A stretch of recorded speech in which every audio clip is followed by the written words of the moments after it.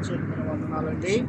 మరి ఒకరు ముందు ఒకరు వెనకొస్తూ ఉన్నారు కాబట్టి మరి మన సంవత్సరం ఒకసారి కోరుకుంటూ ఉన్నాం క్రిస్మస్ పరంగానే ఒక రెండు మాటలు చెప్పి ముగింపు చేసుకున్నామండి. ఇంకా సమయం చాలా.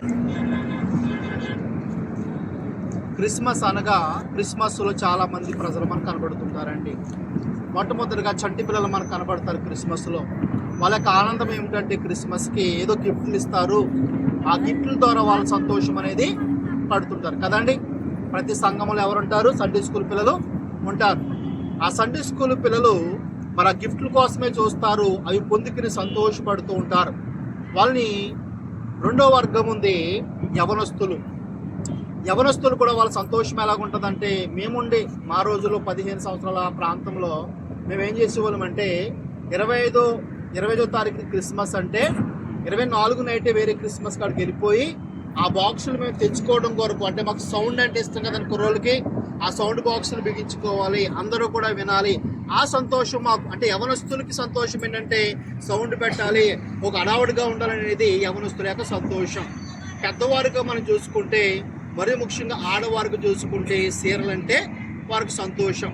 పురుషులకి అంటారా, వారికి ఉండే సంతోషాలు వారికి ఉంటాయి.